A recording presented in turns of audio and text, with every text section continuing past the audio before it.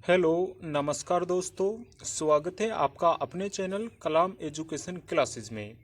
दोस्तों इस क्लास में हम करने वाले हैं आरपीएफ कांस्टेबल व एसआई से संबंधित जीके जीएस का प्रैक्टिस सेट।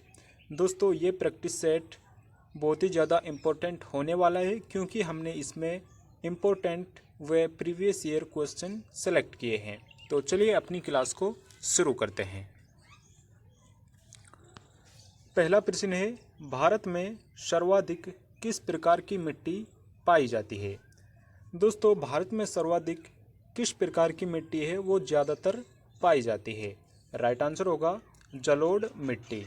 दोस्तों जलोढ़ मिट्टी उत्तर भारत में ज़्यादातर पाई जाती है क्योंकि दोस्तों गंगा व ब्रह्मपुत्र का जो निक्षेपण से मिट्टी आती है उनके साथ बहाव के कारण उसी मिट्टी से जलोढ़ मिट्टी उसी को कहा जाता है। दोस्तों जो उत्तर का मैदान है वो जलोढ़ मिट्टी से ही बना हुआ है। राइट आंसर होगा इसका ऑप्शन डी जलोढ़ मिट्टी। भारत में सर्वाधिक जलोढ़ मिट्टी पाई जाती है। ऑप्शन डी इसका राइट आंसर हो जाएगा। अगला प्रश्न है, निम्नलिखित में से कौन गर्म दल का नेता नहीं था। इनमें से कौन सा वो नेता है जो इनमें से गर्म दल का नेता नहीं था। राइट आंसर होगा इसका ऑप्शन सी गोपाल कृष्ण गोखले। दोस्तों गोपाल कृष्ण गोखले गर्म दल के नेता नहीं थे जबकि ये नरम दल के नेता थे।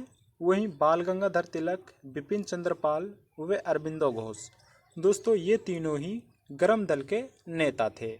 1907 में सूरत में हुए अधिवेशन में जो कांग्रेस थी वो दो गुटों में बट गई थी, जिनमें से एक दल था नरम दल और एक था गरम दल।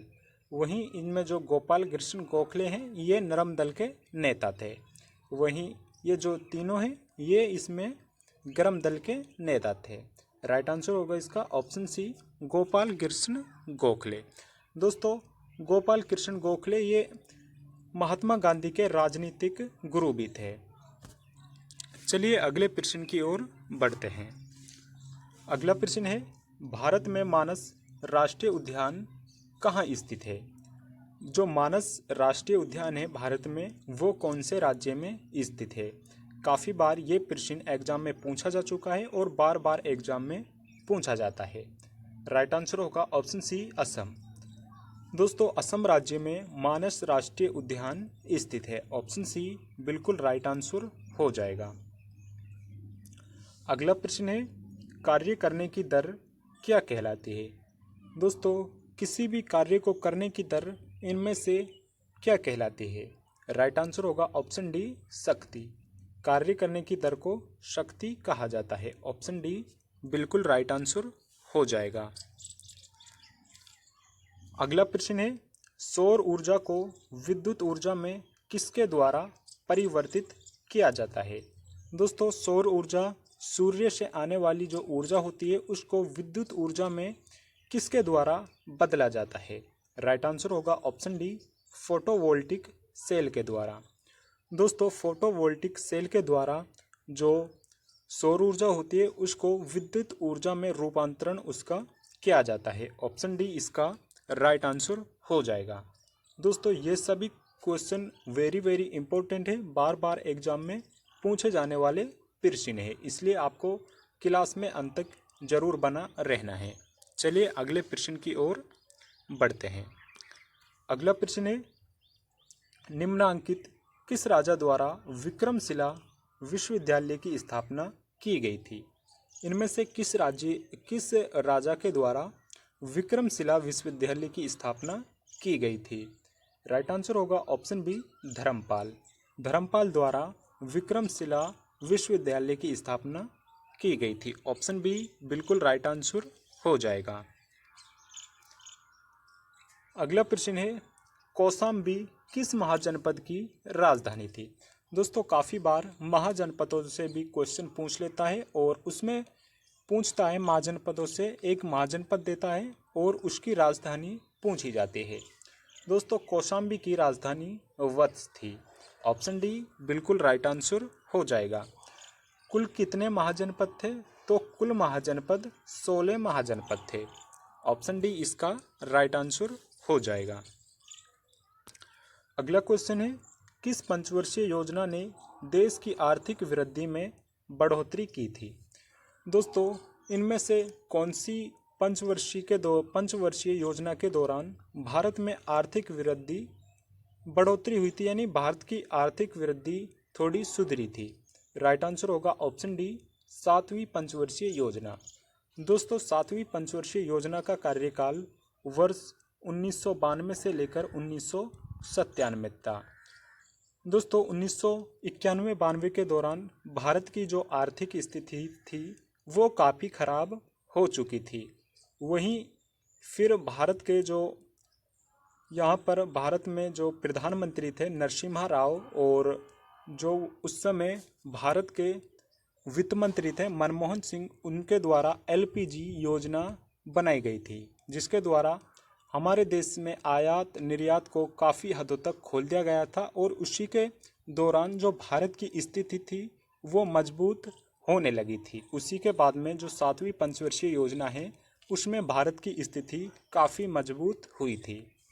ये सातवीं पंचवर्षीय योजना के दौरान ही देश की जो आर्थिक वृद्धि थी उसमें बढ़ोतरी होने लगी थी, वरना दोस्तों 1991-92 के दौरान भारत की जो आर्थिक स्थिति थी वो काफ़ी जूझ रही थी।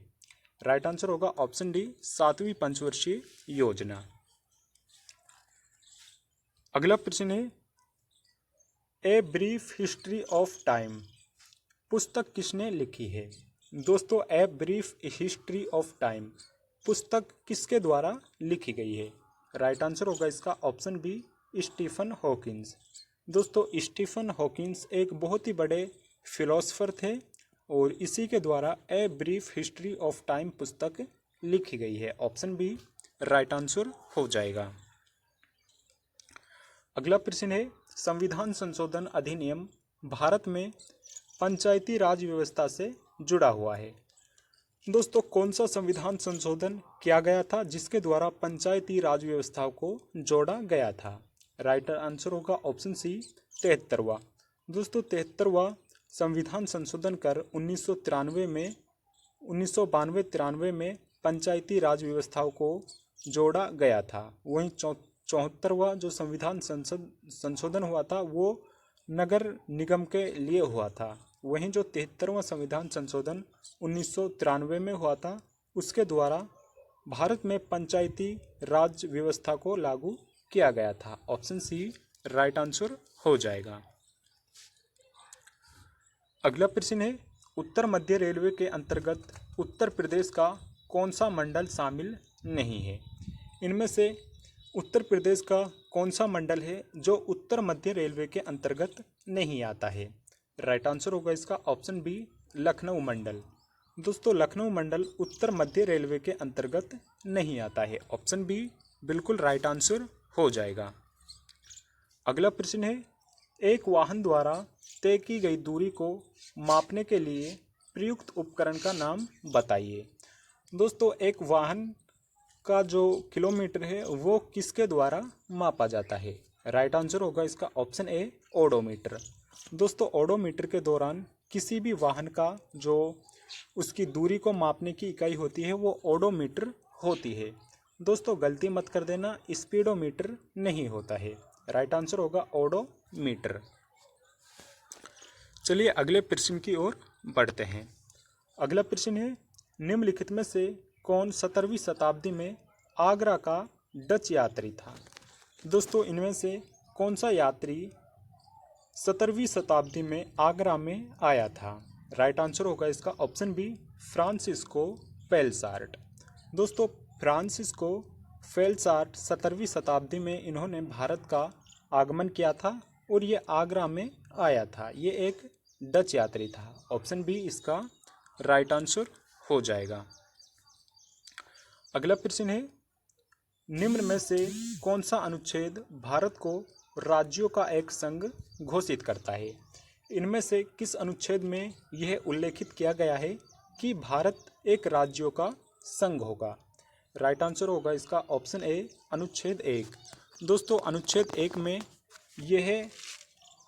यह लिखा हुआ है कि भारत एक राज्यों का संघ है। ऑप्शन ए इसका राइट आंसर हो जाएगा। अगला क्वेश्चन है, हिमालय के किस भाग में इसका सबसे ऊंचा पर्वत शिखर कंचनजंगा स्थित है? दोस्तों, इनमें से कौन से भाग में कंचनजंगा स्थित है? राइट आंसर होगा इसका ऑप्शन सी, दार्जिलिंग और सिक्किम हिमालय। क्योंकि दोस्तों कंचनजंगा जो यहाँ पर कंचनजंगा है वो सिक्किम के अंदर ही स्थित है। Option B, option C, Darjeeling और सिक्किम हिमालय। कंचनजंगा दार्जिलिंग और सिक्किम हिमालय के अंतर्गत आता है। ऑप्शन सी बिल्कुल राइट आंसर हो जाएगा। अगला प्रश्न है, निम्नलिखित में से पार्थिव ग्रह की पहचान कीजिए। दोस्तों, इनमें से कौन सा ग्रह है जो एक पार्थिव ग्रह है? राइट आंसर होगा इसका ऑप्शन सी, बुध। दोस्तों, बुध ग्रह को पार्थिव ग्रह भी कहा जाता है। ऑप्शन सी इसका राइट आंसर हो जाएगा। अगला प्रश्न है, निम्नलिखित में से कौन पृथ्वी का सबसे बाहरी ठोस हिस्सा है? दोस्तों, इनमें से कौन सा हिस्सा है जो पृथ्वी का सबसे बाहरी एवं ठोस हिस्सा है? राइट आंसर होगा इसका ऑप्शन बी, क्रस्ट। क्रस्ट है जो वो पृथ्वी का सबसे बाहरी ठोस हिस्सा है। ऑप्शन बी इसका राइट आंसर हो जाएगा। अगला क्वेश्चन है, 1857 के दौरान निम्नलिखित में से किसने फैजाबाद में नेतृत्व किया था? दोस्तों, 1857 में विद्रोह हुआ था, उसमें जो फैजाबाद का नेतृत्व किया था वो मौलवी अहमदुल्ला द्वारा किया गया था। ऑप्शन बी बिल्कुल राइट आंसर हो जाएगा। अगला क्वेश्चन है, 2011 की जनगणना के अनुसार निम्न में दिए गए राज्यों में से कौन सा राज्य कम साक्षरता दर के मामले में तीसरे स्थान पर है? इनमें से कौन सा वो राज्य है जो न्यूनतम साक्षरता दर में तीसरे राज्य पर है? राइट आंसर होगा ऑप्शन सी, राजस्थान। दोस्तों, राजस्थान तीसरे नंबर पर न्यूनतम साक्षरता दर वाला राज्य है। वहीं जो बिहार है ये सबसे निचले स्तर पर यहाँ पर साक्षरता दर है। राइट आंसर होगा ऑप्शन सी, राजस्थान। अगला प्रश्न है, भारत के संविधान के निम्नलिखित में से किस अनुच्छेद में नागरिकता के अधिकारों की निरंतरता का उल्लेख है? दोस्तों, भारत के संविधान में कौन से अनुच्छेद में नागरिकता के अधिकारों की निरंतरता का उल्लेख है? राइट आंसर होगा ऑप्शन बी, अनुच्छेद 10। अनुच्छेद 10 के अंतर्गत नागरिकता के अधिकारों की निरंतरता का वर्णन किया गया है। ऑप्शन बी बिल्कुल राइट आंसर हो जाएगा। दोस्तों, अगर आपको ये क्लास पसंद आई है तो आप इसको लाइक कर सकते हैं। वे चैनल पर नए हैं तो चैनल को सब्सक्राइब भी ज़रूर कर लें। धन्यवाद।